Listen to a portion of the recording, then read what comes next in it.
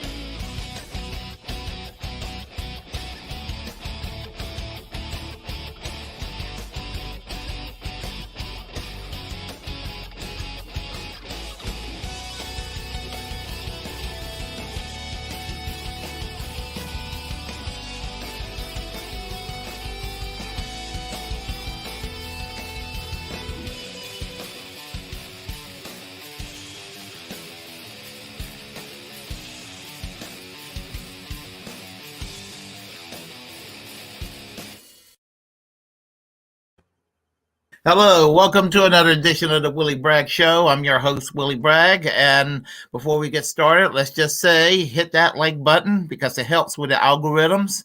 Hit that like button and be sure to comment and subscribe to this channel. Hit the notification bell. Subscribe to me on YouTube. Follow me on Twitch. Follow me on Facebook and follow me on Twitter. And today we have a special guest. We have Dr. Catherine Anne McCloskey, and she's a longtime activist. And well, I'll let her introduce herself. So take it away, Dr. Cathy Ann. I am a very long-time activist. I got involved in the socialist movement in 1970. Wow, am I old? And was around the peace movement. The Vietnam War was raging, of course. And at least the Ypsil chapter in Pennsylvania was anti-war. But there were Ypsils who were, they call themselves negotiations now, but what they meant was, let's keep the war going. So this is like deja vu all over again. Yeah, unfortunately, for being just a little bit younger, I'm seeing the anti-war movement that was pretty strong during the Bush-Cheney years. It pretty much died as soon as Obama became president, and then unfortunately never really came back. And right now, being in the cusp of World War III, I think that, I mean, there are anti-war leftists out there, but there are not that many to be seen this time round. I think they'll come back. I'm hoping they'll come back. I hope, right. Yeah, but right now they're not out there, and some are even criticizing this march that's supposed to take place on February 19th, Rage Against the War Machine. And I mean, there's a series, there's a list of leftist speakers at this event. I mean, and there are right-leaning but libertarian-ish type people. I mean, it's not, they're not right-wing in the way that people would normally define right wing. It's not my type of right, and not all libertarians are right anyway. I mean, there is such a thing as a left libertarian type, and I would consider myself in some ways a left libertarian of sorts too. But as I said, there's a lot of misnomers about that term, so it's putting some people on the left kind of squeamish overall on this movement. So I'm trying to make it make sense. It seems like you're trying to make it make sense too. Yes, as an anarcho-communist, I lean toward that libertarian end of the left spectrum. And I should say this because somebody's going to ask, do I really have a doctorate? Yeah, it's on the Boston College library website. You can look it up. Mm-hmm. And I got my doctorate in economics, and boy, is this war about economics? It's always about economics. Now, it's totally about economics. The Congress appropriates money to buy weapons. The weapons manufacturers build the weapons, and they give a nice big campaign contribution to the people that voted the money to buy the weapons. And so the members of Congress are getting rich. The capitalists that produce the war materials are getting rich. And the Ukrainians, unfortunately, are getting very dead. Yes, and yes, there's a lot of and if we have there's two types of was it short range? It was a tactical nuclear Technical nuclear weapons are the battlefield weapons. Yes, I mean, and either way, it's a disaster looming if it happens, and nobody's going to be able to enjoy their wealth if any kind of nuclear exchange happen, large or small. That's for sure. I mean, a missile launched from Ukraine hitting Moscow takes 6 minutes. So if there are nuclear weapons in Ukraine, Russia has to move to launch on warning. They would have no time to make sure that the incoming missile was a nuclear weapon, that it was intended to explode in Russia, or inside the Russian Federation. They would simply have to launch as soon as they saw it on the radar. And it seems like there are always NATO seems to be trying to find an excuse for anything that would violate Article 5. I have noticed that. It's like every few weeks, oh, this might be a violation of Article 5. That means we got to go and get busy and start fighting now. I mean, it's like it is just insanity. It surely is, and I don't understand it. It makes no sense to me. As I say, when I got involved in the left, it was because of the Vietnam War. And yeah, there were leftists at the time who were pro-Vietnam. And I didn't understand them then, and I don't understand pro-war leftists now. Another thing I'm just trying to figure out is that I tried explaining this to people, and it's like talking to a brick wall. I understand people's concern about Russia. I'm not a Putin supporter, even though I'm accused of that all the time. I've been accused of that nonstop and everything. I would not vote for Vladimir Putin if I lived in Russia. I wouldn't. I mean, I just wouldn't. But and there are things about Russia, the Russian government, that I do not like. I do not like the treatment of the LGBTQ community in Russia. It's horrendous.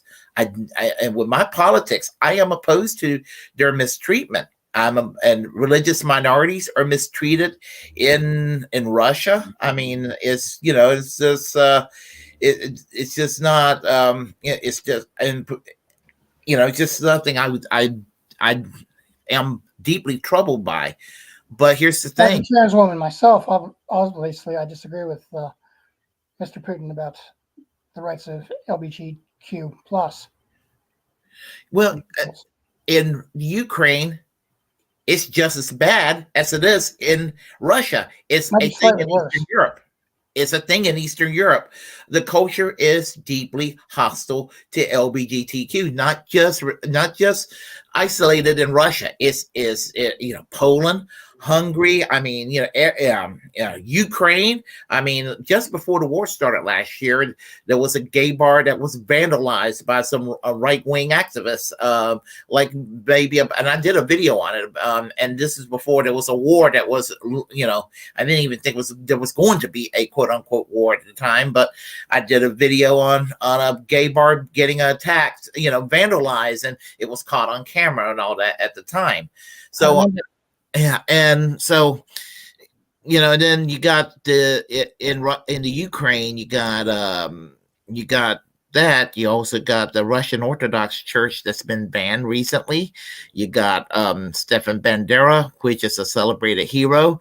You got 13 political opposition parties That's not happening in Russia, but in the Ukraine, that's been banned. Social democratic parties and communist parties alike been banned in the Ukraine. Trade unionists are probably even more, probably more clamped down, repressed in the Ukraine than they are even in the United States. It sounds like. It's a very right-wing country in a lot of ways. They shut down 3 news networks. So in a lot of ways, there's what else was being done? First Lady Alenska basically pressured the Web Summit last year to ban the gray zone from being involved with the Web Summit. Then you had President Zelensky demanding for the U.S. government to put Senator Rand Paul, Tulsi Gabbard, and Glenn Greenwald on some kind of a blacklist. So we don't do that here. Yeah, we don't do that. Yeah, I mean, it's not supposed to do that. The First Amendment forbids that. That doesn't really get in the way of a lot of our government, people in our government. They kind of like to. Oh, tell me about it. The FBI was in my home waving assault rifles. Yes, I know all about how they can twist the Constitution. Oh yeah, they will when it's convenient for them. They will find a loophole and sometimes just outright disregard it. So there is that.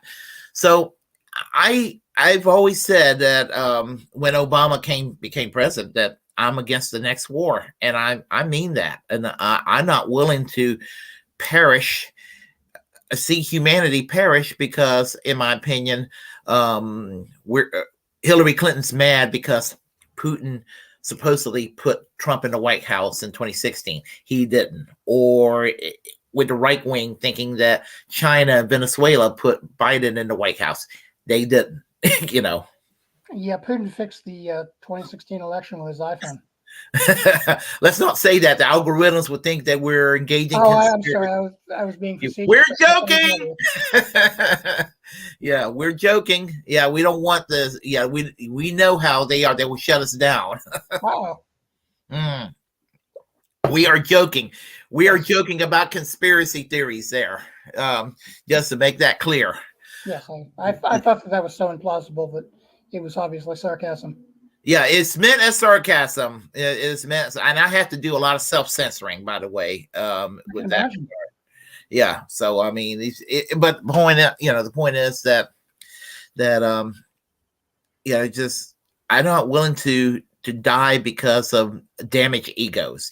I mean, George W. Bush had a score to settle when he came into the White House in 2001 with Saddam Hussein, and he found an excuse. And while I do not believe that 9/11 is an inside job per se, I don't.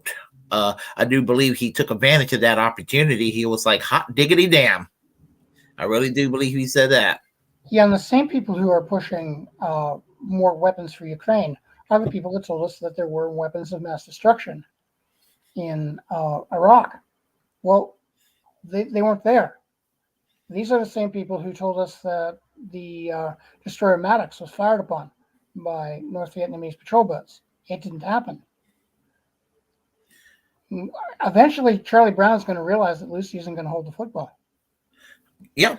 It seems like there was a lot of conflicts that was said to have happened that triggered U.S. involvement in a conflict overseas that proved to not have happened in the first place. Remember the Maine, the hell with Spain. Yep. So I mean, it's like they're trying to find any excuse, and whatever they can do to find it, they will do it. As I said, they're trying to find anything to say it's a violation of Article 5 right now. Yeah, and considering that the United States is occupying a third of Syria and extracting their oil, just basically stealing it. Yeah. And it's not doing anything to lower the gas prices at the pump here. No, and it won't. Nope, nope, not at all. So, but as I said, I'm hearing people saying, saying things like, I'm hearing people on Twitter, some of the shit lives on Twitter, saying things like that this is some kind of white nationalist event or anything. I don't see anybody on that list of speakers that would be considered a white nationalist. I mean, yeah, I mean, I see people that I disagree with on some political issues. Libertarians, obviously, with the economics for the most part. And there are some people on the left that I disagree with on this issue or that issue. I'm not going to mention any names, but I'm just, I'm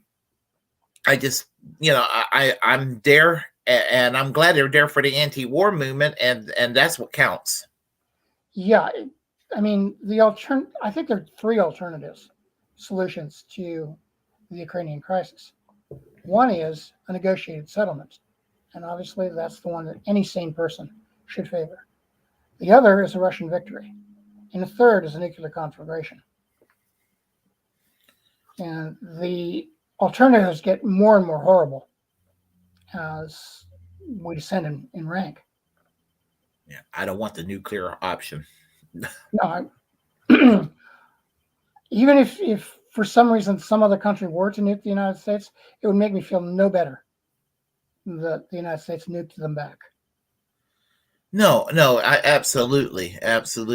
And some people would do the guilt by association that, Marjorie Taylor Greene voted against funding for the war in the Ukraine or whatever, and my answer to that is, well, because Biden's president, and if Biden said the sky's blue, she will say that the sky is she'll say the sky's purple. I mean, that's what it comes down to. Okay, so a stop clock is right twice a day. Well, it's more like when Ron DeSantis become president, and if he becomes president, which will be a return to the Bush-Cheney policy, and that's going to be disastrous because she will become a warmonger. She'll be basically more psychotic Liz Cheney. Yeah, but all the Democrats will then become peaceniks. Mm-hmm. That's exactly what's going to happen. So all the folks on the liberal left right now, that they're kind of like naughty. You folks on the dirtbag left, and all going over there in this anti-war rally. They're going to be joining us in a couple of years if we're not nuked. Yeah, if we're still alive. If we're still alive and there's a Cold War, I mean, which we're in a Cold War again, It scares me that people think that there's survival in a nuclear war. There may be temporary survival. You may not die at ground zero, but eventually everybody on Earth is going to die if there's a nuclear exchange. It will blow a hole in the ozone. There'll be nuclear winter. A fascinating movie about that's called On the Beach. The Australians don't get directly nuked. They just have to wait for the radiation to get there. Right. Kill everybody. It's scary as hell. Then there's the day after. I watched 1983. I was how old was I? 14 years old.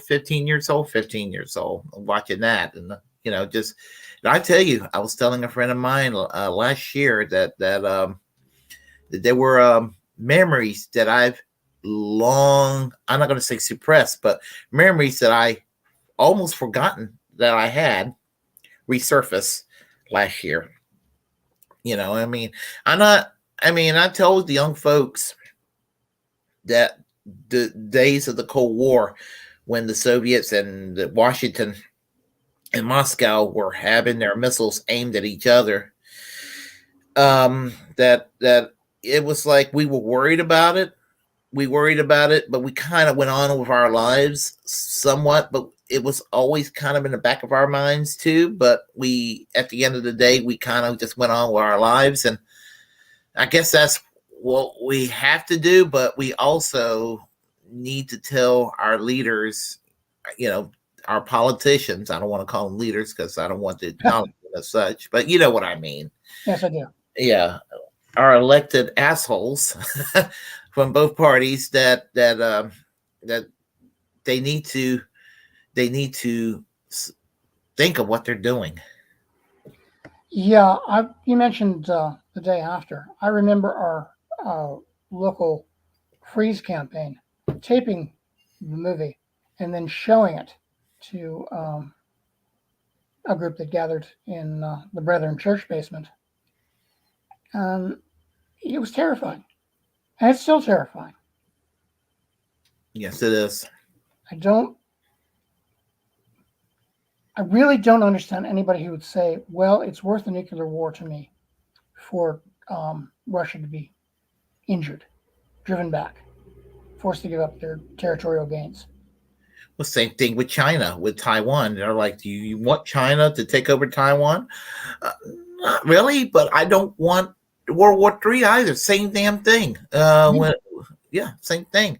It was like, what happens if China invades Taiwan? I don't think they're going to invade Taiwan. Not militarily. I don't believe that China will militarily. They will economically take over Taiwan. That's how China has a different way of doing things than Russia, but they're united, and and you don't fuck with countries that have nuclear weapons. And I would say the same thing to Russia and China. When it comes to the West, you don't fuck with countries that have nuclear weapons. Everybody, chill. Yeah. You don't fuck with countries that have nuclear weapons. As I said, I came into the socialist movement through the peace movement. Well, actually through the labor movement. I was a member of Frontlash, the AFL-CIO's youth group. And there I met people who were involved in the Young People's Socialist League. I got involved in that. And from there, I've been steadily moving left. Incrementally, but steadily moving left since then. And I can remember, this is not a joke, this actually happened. Sidney Hook formed Socialists for Nixon in 1972. Good Lord. What does Nixon have over George McGovern? Well, he was going to continue the war. So this isn't new. This happened before. And, well, social patriotism is what destroyed the Second International.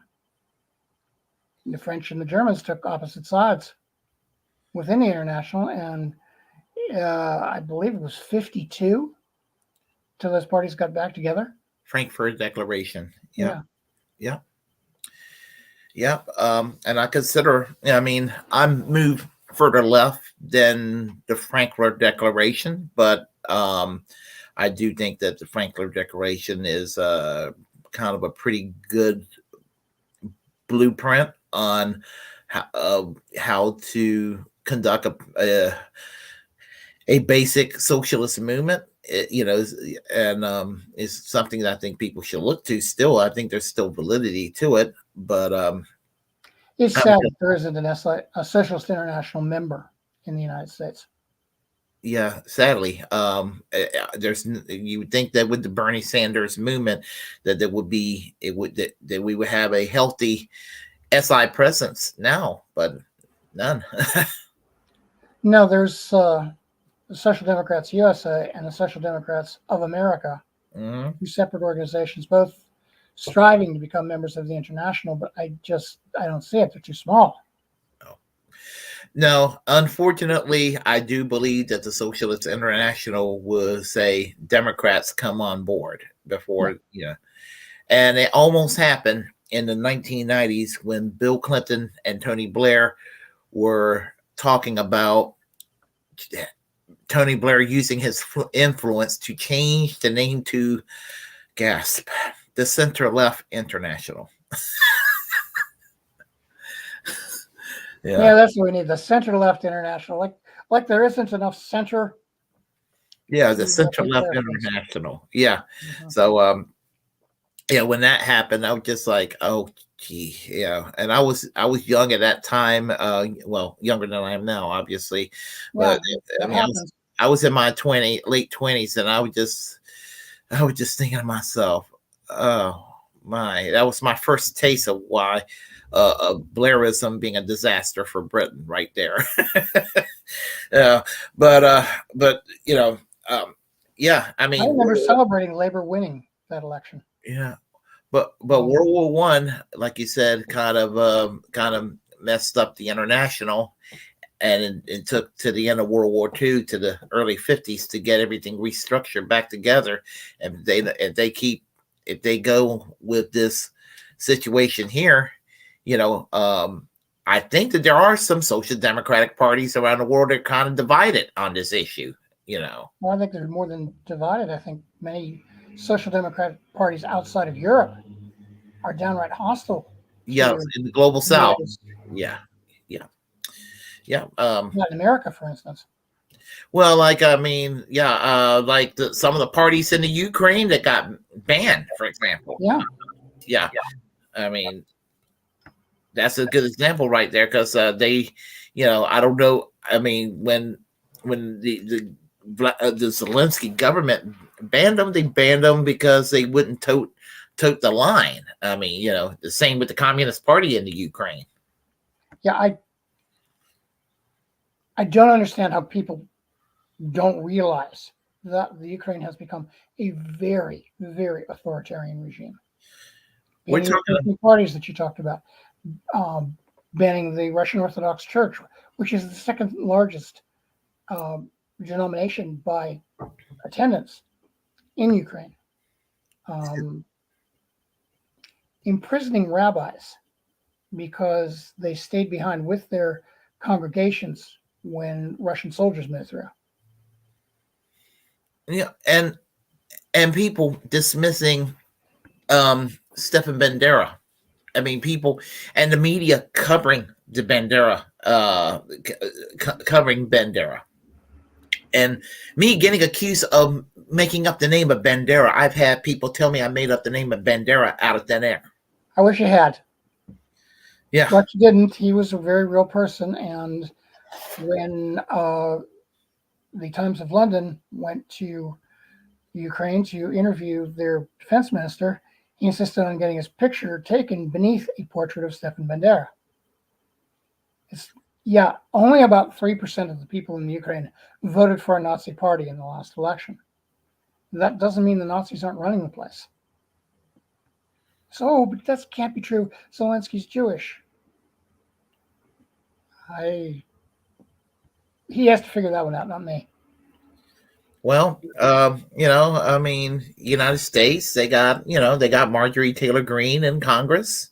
They got Alexandria Ocasio-Cortez, a Puerto Rican, in Congress. So I mean, okay. I mean, and yeah, I'm going there. I do consider Marjorie Taylor Greene a white nationalist.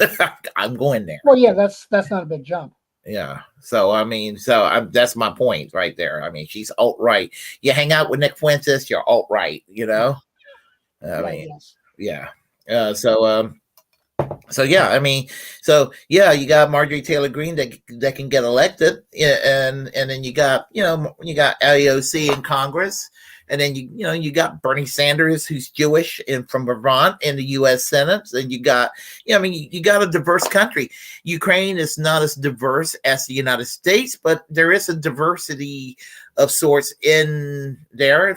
You got, like you said, you got a Russian ethnicity in the Ukraine, and then you got a Jewish minority in the Ukraine, and you got different ethnic groups and religious groups there. So just like anywhere else, every country has their own little diverse culture within it.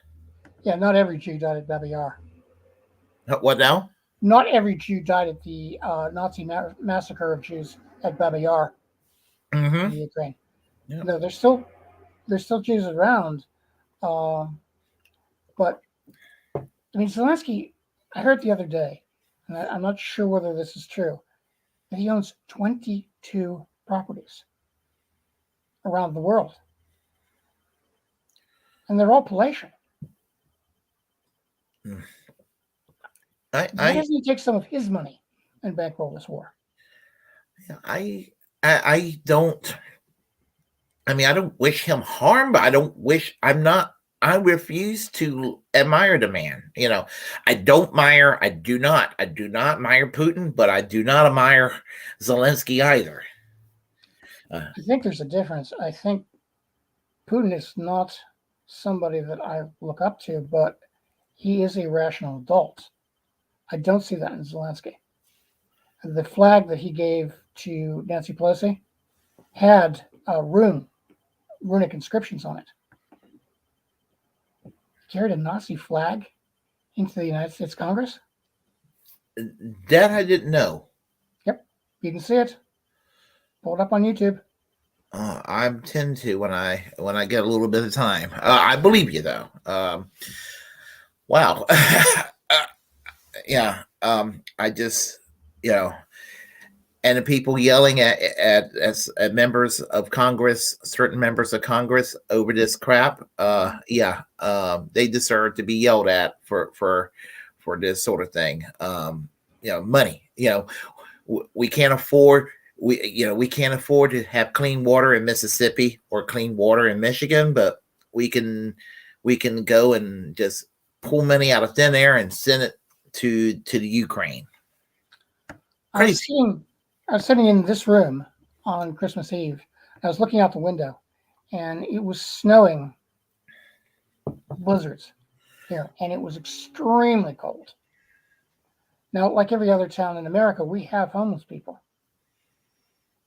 Nothing's being done for them because the money has to be put into war. $800 billion for the defense budget. $130 billion. And this isn't part of the defense budget. This is a different outlay. Gets sent to the Ukraine for weapons purchases.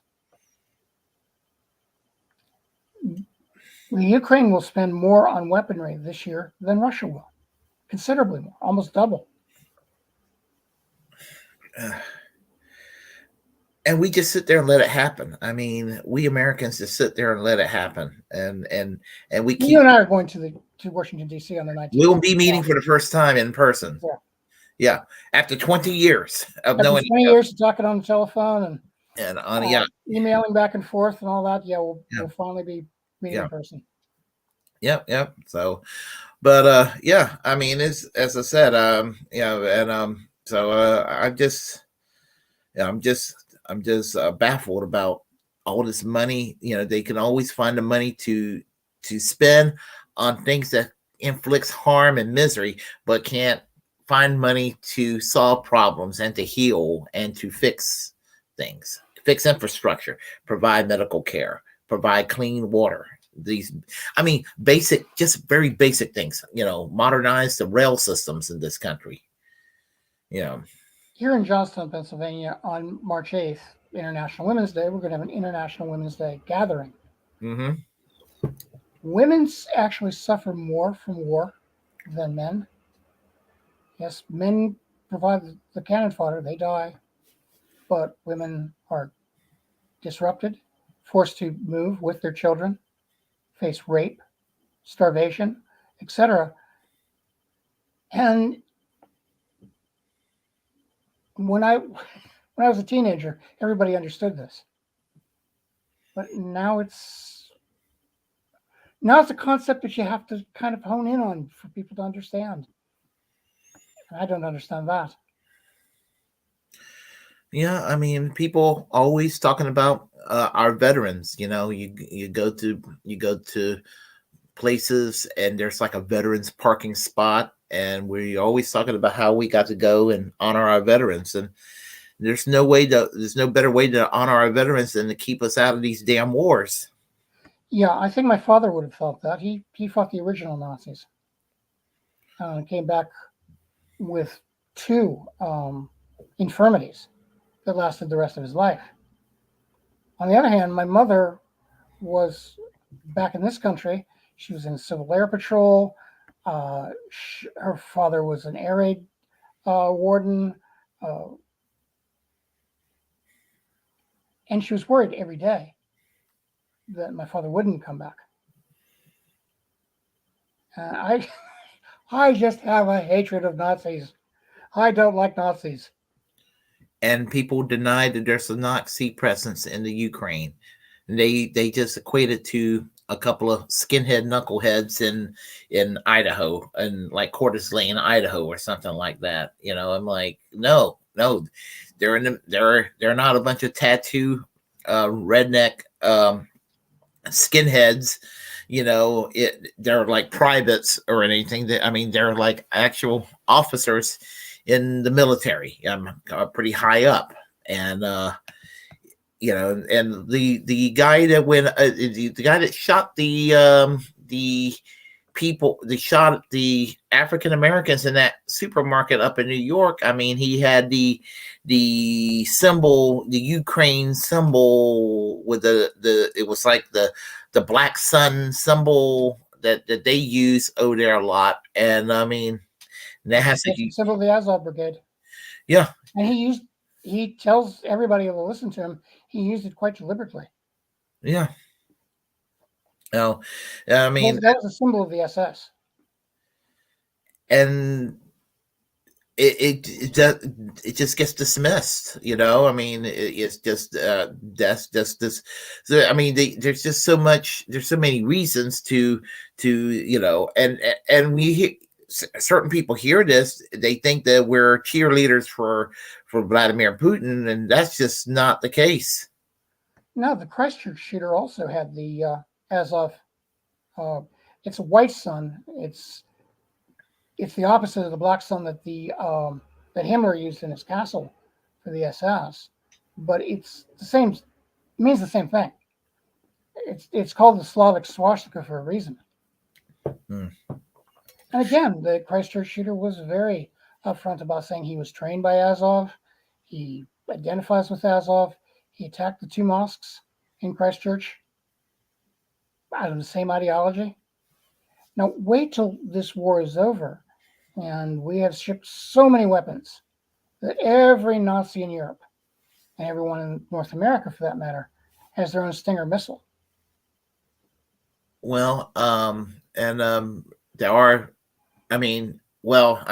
like, for example, I know that Richard Spencer is on record of supporting the cause in Ukraine too. What surprise? Yeah. So they try to make it sound like, that it's a right-wing movement that supports the Russian cause. I'm sure there are. There are maybe in America, I'm not going to say white nationalists, but there are.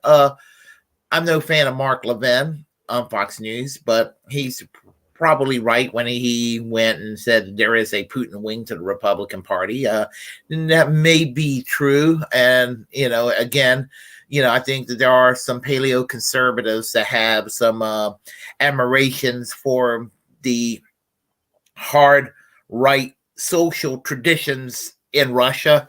And I think that there is a little bit of that in there. But, so there are people on the right that do have an admiration for Russia in America. But and then there are people who are, I'm not going to say liberals have a love for China, but liberals tolerate China, so, and both sides who opposes each other in the United States don't fully realize that Russia and China are in partnership with each other. That's the dirty little secret there. Back when Barack Obama first became president of the United States, they had a Tea Party rally here in town. Uh-huh. So just for the shits and giggles of it, I got a petition asking Walmart not to carry Chinese goods. And I went to this rally and I tried to get people to sign it. Oh no, things will get more expensive at Walmart. Well, you've got a sign that says how much you hate communists. Well, yeah, I just hate that communist. He's not a communist. No, my favorite guy to be president of the United States, but he's not a communist. Yeah, Barack Obama's not a communist. He's not a socialist, not a social democrat. He was barely a liberal. Barely. I don't even know if I'd give him that credit. The guy literally dropped so many bombs on Syria that the American military ran out of bombs. Yeah, I'm liberal about that. I meant like maybe domestically on some social issues, he was barely liberal. Yeah. It was nice of him to create a controversy over trans use of bathrooms right as he was leaving office. When it was safe. Yeah, well, it was very safe for him and very not safe for us. Yeah. Yeah, and that's the thing right there. Yeah, and it's just, what do you think about there's a trans activist that's in the Ukraine, and I think she's associated with Dylan Burns, I think. And I think that she's do you know who I'm talking about? I've seen her on YouTube a lot. And they kind of use her as a propaganda piece, like this is a representation of the kind of freedom that will take place, and I'm like, okay, it's all well and good, but Ukraine and Russia are equally bad on that question. Yeah, they are. I would actually say the Ukraine was slightly worse before the war started. I have no idea what's going on now, nor do I think does anyone. But if anybody thinks that the Ukraine, should the Russians be defeated somehow, I don't think that's possible. Were it to happen, if they think that a liberal democracy is going to emerge in Ukraine, they're dreaming. No. Or they're taking some powerful hallucinogenics. Yeah. So, and then there's a paramilitary organization that was responsible. Not that I particularly have any admiration for Alexander Dugin. For what I've heard, he's really fucked up. But his daughter was killed, and they were trying to get him. Some paramilitary group in Ukraine has a to kill list, and everybody ranging from Noam Chomsky to Henry Kissinger to Roger Walters, and I think Roger Walters. Yeah, I think Chris Hedges is on the kill list too. Probably after today, you and I are on it as well. Yeah, well, there you go. So, but my goodness, I mean, there are people that dismiss that kill list that the Ukraine, it's not the government, is a paramilitary group within the Ukraine that has it, and again, that gets dismissed too.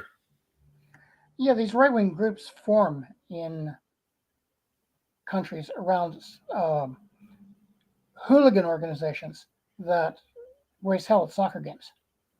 They actually make a living out of starting fights at soccer games. Full-time job. Well, that's where Azov came from. And it grew into an actual paramilitary and finally into a brigade in the Ukrainian army. And I need to take a drink. Yeah, I remember in 2014 when the coup took place, CIA-sponsored coup, and I found out about the Nazis within the Ukraine, and I remember there's a lot of talk about it back then, and it was like a big outrage, and the media actually did talk about it back then.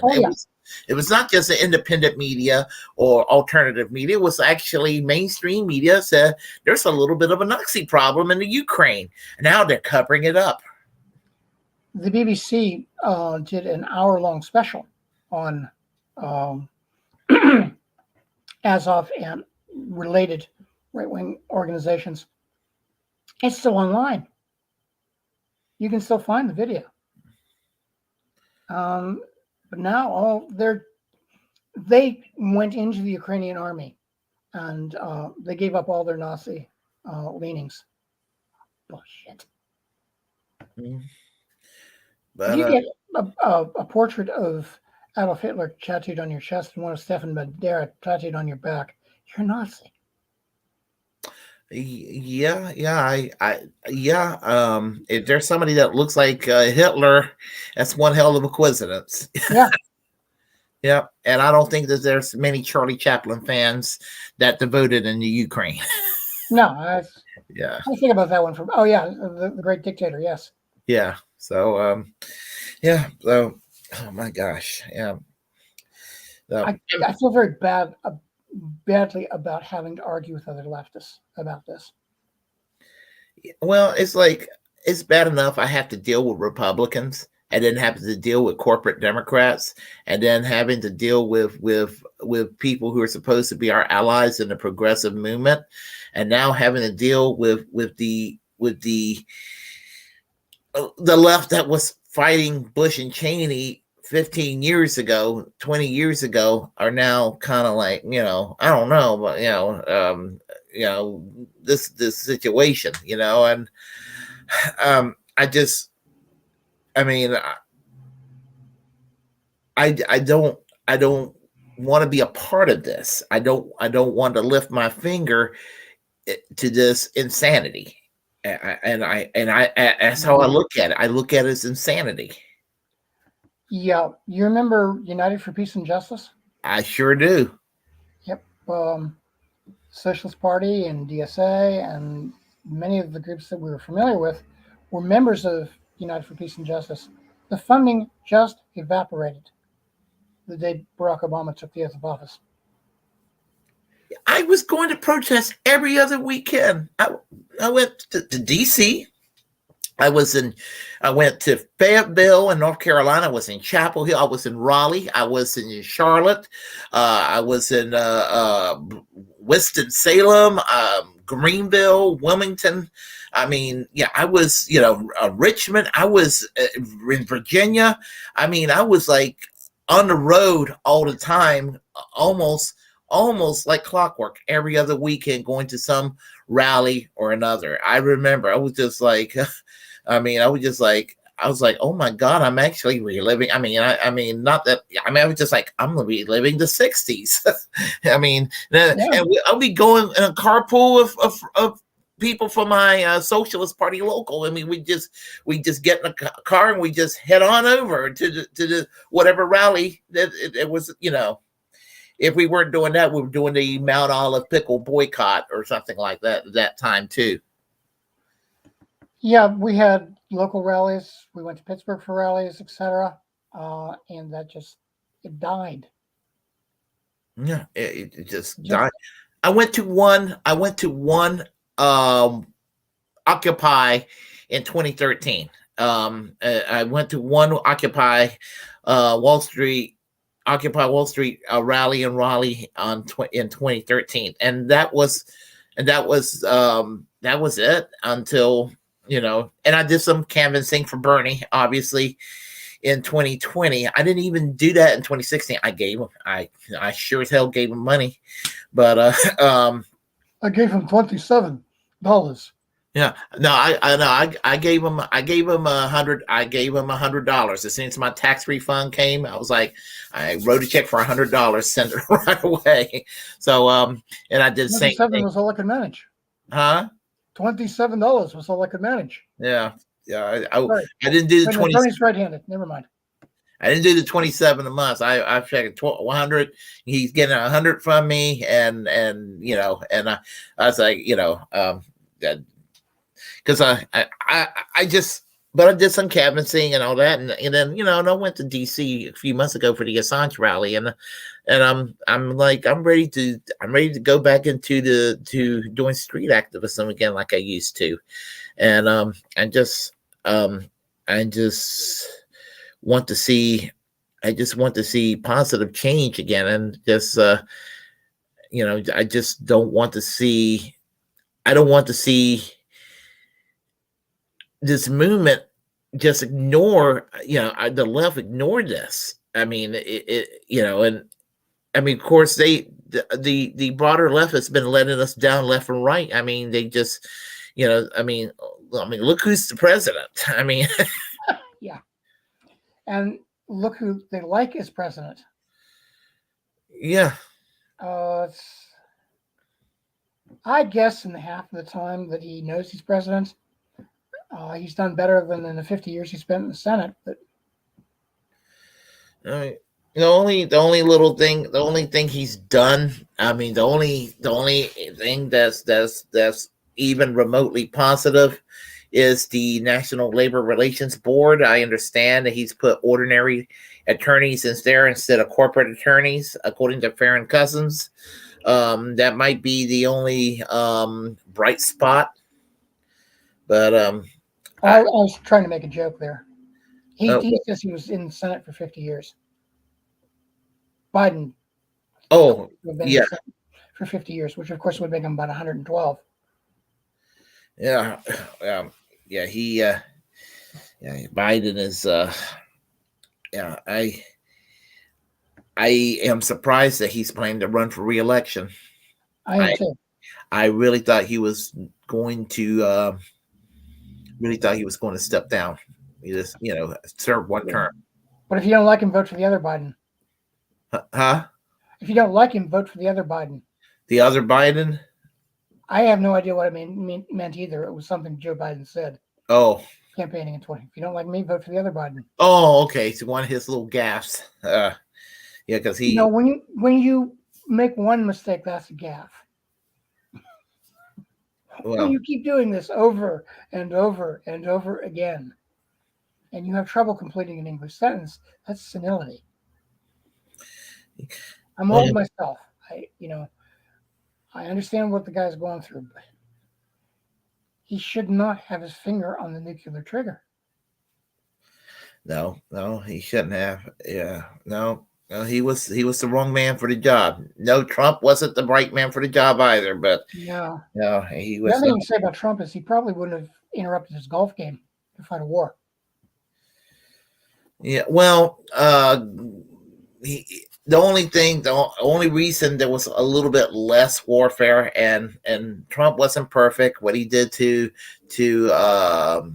what's his name? Qasem Soleimani was a war crime.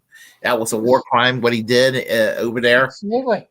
Yeah. And trying to bring down the government, basically tweeting a new government in Venezuela into existence. I mean, are you kidding me? Things like that. I mean, so Trump done some neoconish things himself, but the only reason why there might have been a little less fighting, a little less aggression, was his incompetence and the Never Trumpers trying to fight with him, and then the resistance in Congress. I think it was just a lot of dysfunctionality, and the dysfunctionality accidentally caused something slightly positive to happen. A little less. I certainly have no admiration for Trump whatsoever. I didn't vote for him. I would never vote for him. Never. I get really tired of if I criticize Biden for anything. Oh, you're a Trumper. No, not at all. But that doesn't make Biden FDR. No, not even close to an FDR. No. He has a photograph of FDR. So do I. I'm not FDR. Yeah. And you had Abigail Spanberger, whatever her name is, in Virginia, lecturing Biden to stop start governing more like Bill Clinton and start governing less like Franklin Roosevelt. I'm like, I mean, she became like the Democrat I despise in Congress right now. That's detached from reality. Yeah. Well, she doesn't have to tell him that. He's already doing that. Yeah, and very proud of it. Yeah. So as I said, it scares me a great deal that DSA, which I'm a founding member of, Democratic Socialists of America. Sorry, you're always supposed to spell out an acronym. This idea of we're just all in for the Democrats, and we've gained what? Yeah. Only the Democratic Party as a whole is not to the right of where it was when DSA was formed in 1983. Yeah, I think the Democratic Party is much to the right of where it was at in 1983. Yeah, for sure. Where's David McReynolds when you need him, huh? Yeah, rest in peace, David. Yeah. Yeah. Now that's the kind of socialist that I truly admire. If he were around today, he would of course be anti-war. Yep.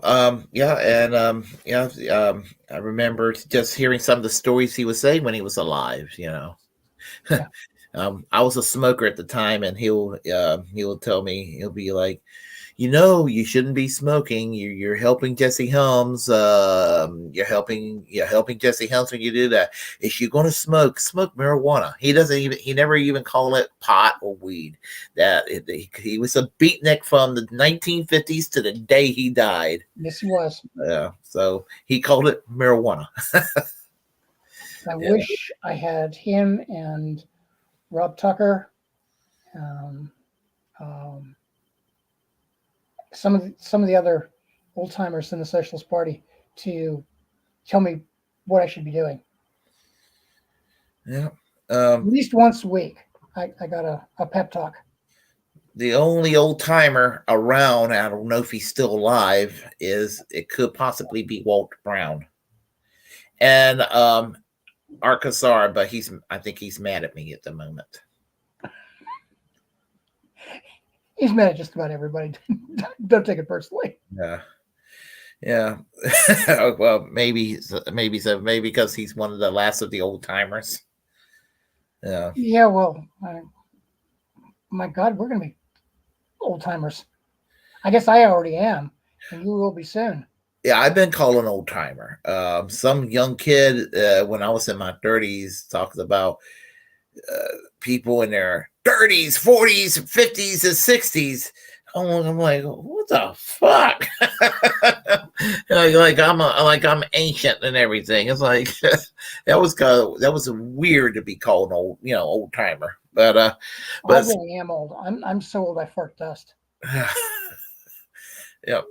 And there are fellow travelers too, like Patrick O'Neill down in North Carolina. So yeah, I mean, for the War Resisters League. So when I first got involved with the Socialist Party of the USA, the War Resisters League and the Socialist Party barely had a separate existence. Mm-hmm. What's going on now? Yeah, because I don't really hear much from the War Resisters. I hope they'll be out there. I hope so too, but why don't they have a speaker at this rally? Why didn't they bring rallies of their own? Or endorse it? They could have endorsed it simply. Yeah. I'm sure there's going to be some. I'm sure that there will be some lefty groups out there that didn't endorse it. Coming out. Yeah, but I hope they come out to do more than sell their newspaper. I don't know. It would seem like old times. Oh, I guess. Yeah. I remember coming back with a knapsack filled with propaganda and then going through it and throwing out the duplicates and seeing what I actually wanted to read. And it was fun. No, it would seem like old times. I've had a little collection of some of this stuff over the years, so it'll be like old times. No, I don't mind buying a paper for $1. Sure. Sure. I think more expensive. The last one I bought was $2. I think I was $1. I paid for Socialist Action, and it was That's the same one I bought. I thought I paid $2 for it, but I could be wrong. I think I paid $1 for Socialist Action, and that was at the Assange rally. I'll gladly give them $1. No, I'm not that poor. So yeah. Anyway, yeah. So, but anyway, as I said, we need to go and let people know about this rally and let them know that there's a lefty presence and there's room for leftists out here, and sure, I don't want to share any platform or be anywhere in the vicinity of alt-right creeps or anything like that. Not one bit. I don't. I mean, I don't believe in Red-Brown Alliance. I don't at all. No, neither do I. Yeah, I mean, I think that Red-Brown or any of the I reject that. MAGA communists. Yeah, I don't go along with this red brown alliance nonsense. I mean, if that's what's going on, I felt like it was going on, I would not go, it just, because that's a disaster waiting to happen there. Yeah. No, I don't think there's any of that. I mean, there are people that I probably couldn't agree on lunch who are going to be speaking at this rally, but so what? I mean, there are going to be some people out there. There are going to be some paleo conservative cranks out there. And I'm just, and it is what it is. I mean, there are going to be people out there that they're going to think that Pat Buchanan's words are words of wisdom.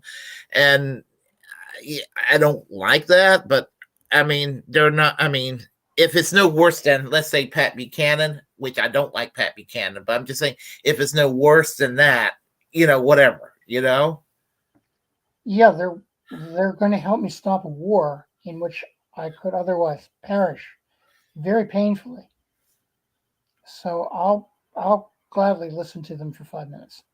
Yeah, I mean, if it can stop a war, just, and here's the thing, even some of the bad people that they try to associate this event with, I don't want to be on the same side with John Bolton for anything.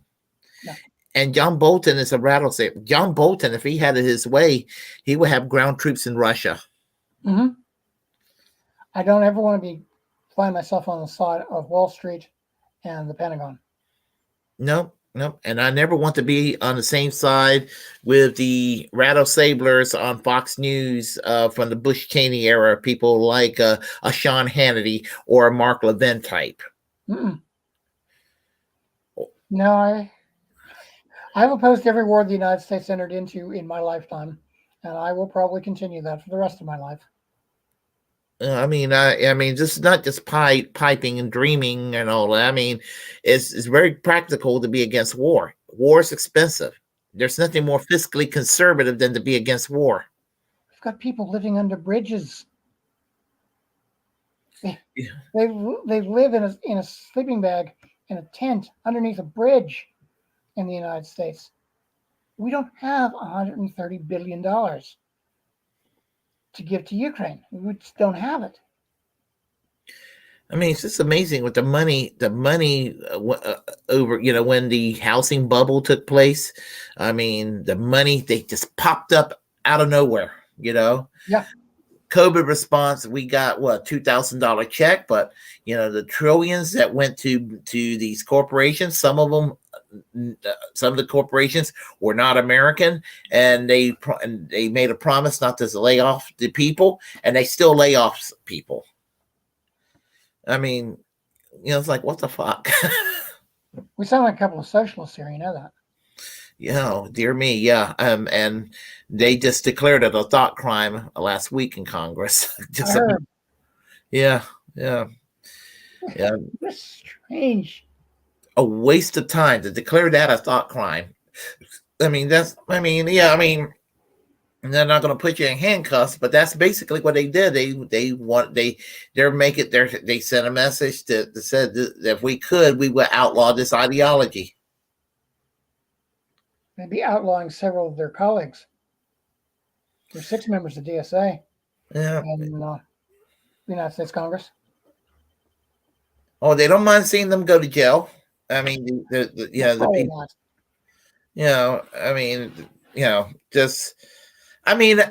Look, would I wouldn't have a problem with a Republican or Democrat if they abstain with the argument of, well, I don't agree with socialism, but I think it's irresponsible to sit there and declare it an evil ideology. It's not on our place to declare that. I can respect that position. Yeah, I guess. I can respect that. Even if you're hostile to socialism, if you don't think it's in Congress's place to declare an ideology as an evil, and it's not in the place of an institution like Congress to declare an ideology an evil, I will respect that such a person with such a mindset, with such a position. I would never ever, well,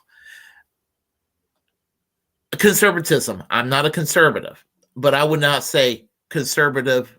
I would not say conservatism is an evil. Declare it such by, I just wouldn't. I mean, it is just irresponsible. I wouldn't either, and I feel more that way now than I ever have in my life.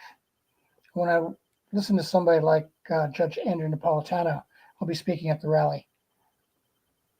I disagree with almost every word that comes out of the man's mouth, but it's rational. I see where he's coming from. He opposes nuclear conflagration, which makes him a sane human being. I can live with the guy.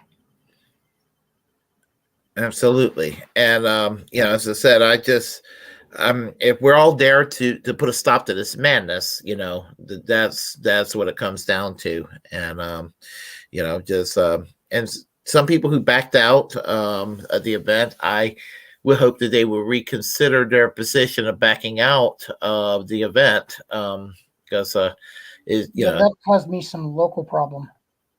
We had thought about asking Medea Benjamin to address our International Women's Day gathering.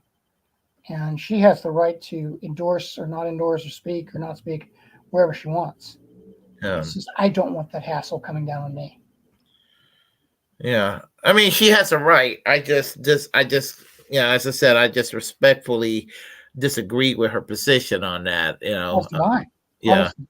I mean, I could think about there's a couple of speakers I'm not like jazzed about, and I won't mention any names.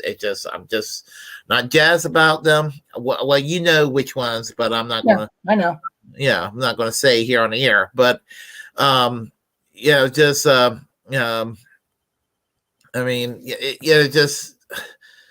mean, the ones that I'm jazzed about. I mean, I'm looking forward to hearing Jimmy Dore. Obviously, I mean,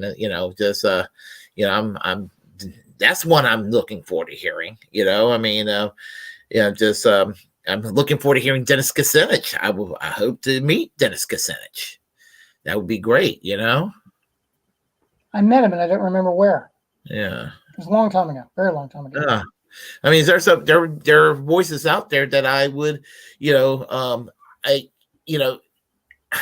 it's on video, but I would have loved to meet Ron Paul in person, and I don't agree with Ron Paul, on economics, but I respect the man. So as I said, I mean, but the point is, you're getting a coalition of people together, the Libertarian Party and the People's Party. And there are problems with the People's Party, but you know what? I mean, that's the voice of the left, and the Libertarians will say the economic right, but they don't necessarily fit in a left-right traditional left-right setting. Otherwise, so I see the People's Party was more a party of the center in the way the liberal and radical parties of Europe are. Well, according to the Wikipedia, it lists the ideologies as democratic, socialist, and social democratic, progressive, center left, left wing. It has a list of various ideologies that states what they are. And so were the old social democratic parties, Portugal and Italy. Mm-hmm. They were sort of barely left. Yeah. Yeah. So. But it is a little past 12. We got here. We can keep it going on for a few minutes, but we have a chat line here. So let's go and talk to these people here on the chat line. Yes, I'm not seeing the chat. Yeah, see, we have here Kevin Toohey, Veterans for Peace, and Co-Pink PSYOP fake left because they will not attend anti-war rallies. If one person is there, they don't like Jackson Hinkle. Well, I know he's controversial. Let's see. Putin is a great leader, and I will vote for him better than any U.S. president.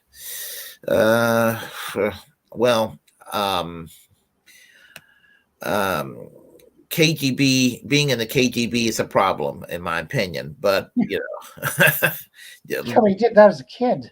George Herbert Walker Bush was a CIA person. Again, Exactly. Problem. As an adult. Yeah. Let's see here. And Putin is completely right. Well, no, nobody's completely right. Let's see here. As the show's over, I'm going to disagree with myself. Yeah. Is it hypocritical to call out Putin, call out Russian treatment LGBTQ and not fight the war in Ukraine because of it? I oppose the treatment of the LGBTQ in Russia and the Ukraine. That's my point. Both, I've been accused of being pro-Russia, but I support Pussy Riot in Russia. So that's kind of my point right there. Having a sign that said "Free Pussy Riot," you got all kinds of interesting men that way. A demonstration with a big sign. Somebody like me, holding this free pussy riot. Oh, free pussy riot, huh? Yeah, there you go. Ukraine is worse on LGBTQ than Russia. Hypocritical. I think that they're both pretty damn bad, Russia and Ukraine, on that issue. There are 90% of the gays and lesbians in Russia living peacefully, treated just fine. Willie, you're repeating CIA psyops. You were never Russia. You were never in Russia acting gay. Just because I criticize the country does not mean I'm repeating a CIA talking point. I have an independent mind. And one thing I do not do, so I repeat CIA talking points. If I had it my way, I would have actually abolished the CIA. Yeah. If they say something that's similar to me, that's just a coincidence on their part. Let's see. The violent aspects of Margot Schulter says, hi, Margot. The violent aspects of the Ukraine war on the Donbass represents the right-wing action. For example, the Odessa massacre in 2014. The nonviolent aspects of the Euromaidan do not require USA intervention. And I don't think that there's anything that the United States could even justify being an interventionist for, really, with its track record. So, I agree. Yeah. Hi, Margo. Let's see. And hello, David. Hope you're feeling better. Yeah. And then we have here Warren Extra Booyah. Hi, Catherine. Chat. Hi, Willie, Catherine, and chat fam. Let's see. You know Warren from Extra Booyah, don't you? I do. Yeah. Let's see here. I'm all for a bread round alliance, though. Oh, okay, Warren, with the humor there. Yeah. Let's see here. Kudos and solidarity, says Matt John. All right, and let's see. That's kind of it right there for the chat line so far. So, is there anything else you got to add here, or? Yeah, I've had an ongoing conversation with my friend Ryan, and want to bring up what that's led me to. Keep saying, well, they're not all Nazis, they're not all fascists. They don't have to all be. Only 12% of the people of Germany were members of the National German Socialist Party, National Socialist Workers' Party. But you could still call it Nazi Germany. Mm-hmm. And, you have a country which is being run by far right, if not absolute Nazis, the far right. And I just find nothing to support there. Yeah, and that's it. I mean, I do think that the Ukraine is fundamentally further right than Russia itself. Oh, much further. Yeah, because I mean, at least before the war, the Duma as far as I know, the Duma has an outlaw opposition parties. I mean, there's no opposition parties that's been outlawed in Russia so far as I know. There's the Communist Party, which is the opponent of Putin's party, which initiated bringing the Donbass into the Russian Federation. And one other thing I wanted to say, to our leftist comrades who are watching this, really, do you want to be where Meyer London was supporting World War I while Eugene Debs was going to jail for opposing it? Yeah. Think about it. Yeah. And I'm just worried that a year from now, there'll be, that everything will be, everything will be changing forever for the worse, if people are not careful. I agree. Yeah. So anyway, I say that we need to more than ever to go stand up against war, because and again, it shouldn't even be a left-right issue. It should be because war is wrong. Yeah. No war but class war. And I'd give up on the class war if they'd stop fighting me. Yeah, same here. And there is only one war, and that's the class war.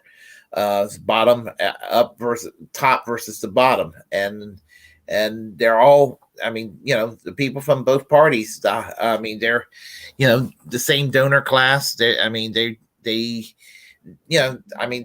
may have some disagreements on some social issues, but they're laughing at our expense. Yeah.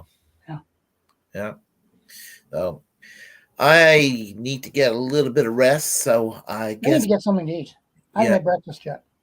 Okay, well, you have a great breakfast, and let me go ahead and let everybody know. I hope y'all will come to the Lincoln Memorial on February 19th in Washington, D.C. for Rage Against the War Machine. At some point today, maybe not right away, I will edit this in the description box when I get a little bit of energy waking up later. I will go and do that. So go there and show that you oppose the war. And let me just say to hit that like button. Hit the like button. Comment. If you agree, if you disagree, comment anyway. We will have a conversation. Feel free to share the content on this channel. As the First Amendment absolutist, it's my duty to inform you to create your own platform and utilize it, because we are, in fact, the muckrakers of our time. Always seek a second opinion or 22nd opinion, 22 opinions if you need to. Always reject corporate media. And come on back again. He'll be here to the Willy Bragg Show. And I will conclude by saying to you all goodbye and see you all later. I'll talk to you in a second, Catty Ann. Okay. All right.